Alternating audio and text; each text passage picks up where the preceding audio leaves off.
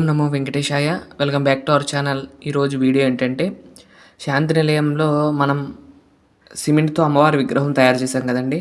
మొత్తం గూడా సిమెంట్‌తో నిండిపోయింది మొత్తం గూడా. మొత్తం ఎక్కడ నడిచినా గూడా సిమెంట్ తగులుతుంది. అయితే ఆ సిమెంటు పోవటం కోసం అనేది క్లీనింగ్ అయితే పెట్టానండి ఈరోజు. ఈ వీడియోలో చూసినట్లయితే మొత్తం క్లీనింగ్ అయితే ఎలా చేశాను ఏంటనేది ఈ వీడియోలో ఉంటుంది. తప్పకుండా ఈ వీడియోని చివరి వరకు చూస్తారని నేను భావిస్తున్నాను. ముందుగా అయితే కింద ఉన్న అన్నీ కూడా తీసేయటం జరుగుతుందండి. కింద ఏమన్నా ఇప్పుడు ఇవన్నీ కూడా చెక్క బల్లలు ఇవన్నీ కూడా కిందే ఉంటాయి రోజు కూడా. అంటే పైన అయితే ఏమి పెట్టను, చాలా వరకు అంతా క్లీన్గానే ఉంటుంది. కాకపోతే ఇప్పుడు క్లీనింగ్ చేస్తున్నా కాబట్టి మొత్తం అన్నీ తీసుకొచ్చి పైన పెట్టాల్సి వచ్చింది. వెనక వైపు చెక్క కూడా ఉంది కదండి, అక్కడ కూడా తీసేసి అవి కూడా పైన పెట్టడం జరిగిందండి.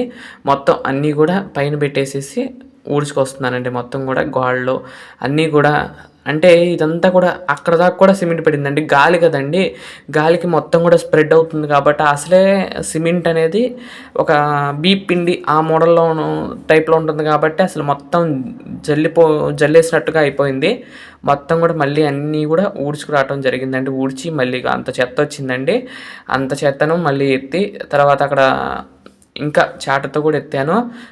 లైట్ అక్కడక్కడేనండి, అక్కడక్కడ పార్టికల్స్ ఉండి ఆ సిమెంట్ అంతా కూడా కలిసి అంత అయితే అయిందండి.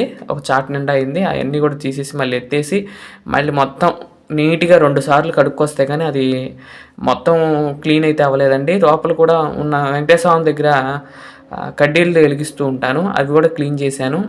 తర్వాత మొత్తం క్లీన్ అంతా చేయించుకొస్తున్నానండి. వాటర్తో ఫస్ట్ ప్యూరిఫై చేసి మొత్తం కూడా కడిగి ఆ తర్వాత చేస్తున్నాను. చూసారా, ఈ విధంగా నీళ్లు పోసి మొత్తం కూడా కడుగుతున్నాను.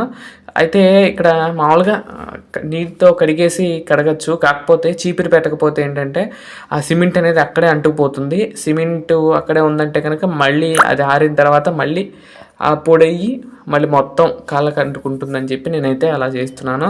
పైన కూడా మంచం మొత్తం కూడా క్లీన్ చేశాను. అయితే అది మంచమే కానీ నేనైతే ఎప్పుడూ ఎవరు యూజ్ చేయలేదు, అది కొత్తదేను, ఎప్పుడు నుండో కూడా అలానే ఉంటుంది.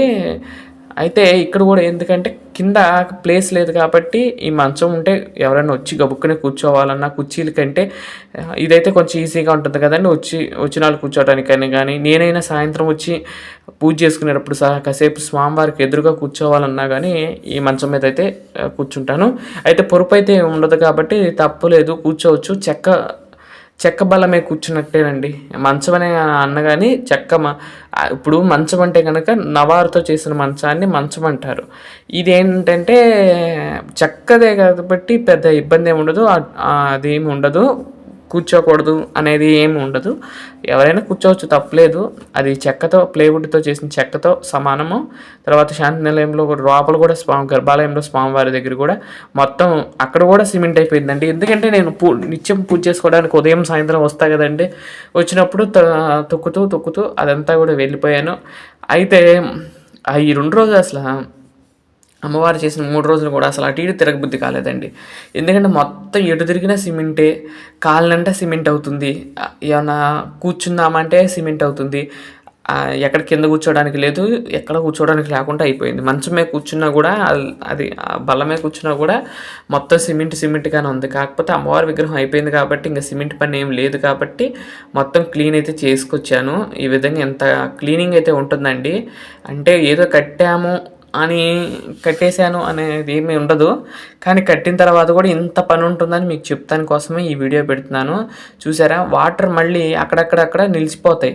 ఆ వాటర్ పోవటానికి మళ్ళీ ఈ విధంగా నెట్టే ఉంటుంది చూడండి, దాంతో నెట్టుతాను. తర్వాత నెట్టేటప్పుడు చూశానండి ఇంకా సిమెంట్ అయితే అట్లా ఉంది.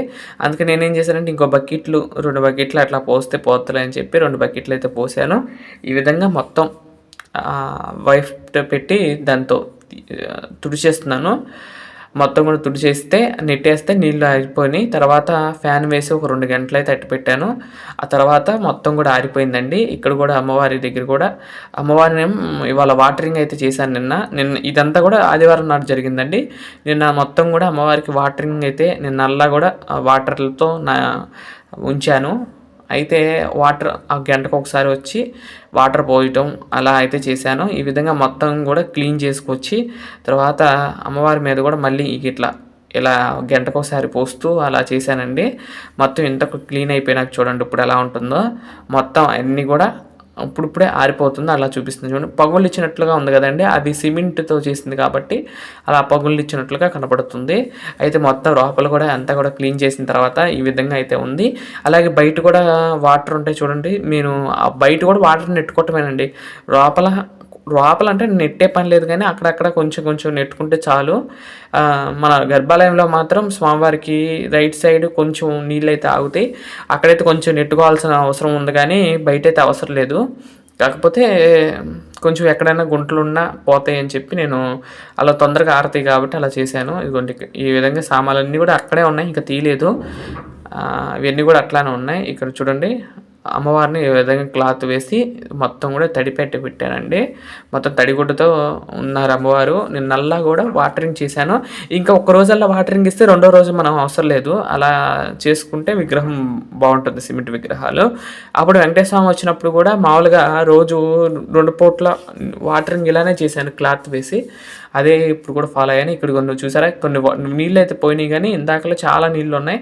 అవన్నీ నెట్టుకొచ్చి తర్వాత ఇక్కడికి లోపలికి ఉడతలు కానీ ఎలుకలు కానీ ఏం రాకుండా క్లాత్ అయితే పెట్టేశాను. అక్కడ మన గర్భాలయంలో కూడా స్వామివారికి పక్కన ఉంటుంది కదా హోల్, ఆ హోల్లో కూడా క్లాత్ అయితే పెట్టేశాను. ఈ నీళ్ళన్నీ కూడా నెట్టేసేసి ఇంకా సామాన్లు బయట ఉన్నాయి, ఇవి కూడా లోపల పెట్టాలి. ఇవన్నీ కూడా ఆరినాక పెడదాంలే అన్నట్లుగా మొత్తం క్లీన్ చేయడం జరిగిందండి. సాయంత్రం మొత్తం ఫుల్ రైన్ పడిపోయింది. ఇది చూసారా ఇలా ఫ్యాన్ వేసి అట్టు పెట్టాను. ఒక 3 గంటలు 4 గంటలు అట్టు పెడితే అది మొత్తం ఆరిపోయింది. ఈ విధంగా శాంతి నిలయాన్ని క్లీనింగ్ అయితే పెట్టానండి సిమెంటు మొత్తం పోవటం కోసం. ఇది చిన్న బిట్ యాడ్ చేసిన తిరుమలలోది చూడండి. తిరుమలలో స్వామివారికి నివేదన వెళ్తుంది బీడి ఆంజనేయ స్వామికి. ఇదండి వీడియో. మరొక మంచి వీడియోతో రేపటి వీడియోలో కలుస్తాను. అంతవరకు సెలవు.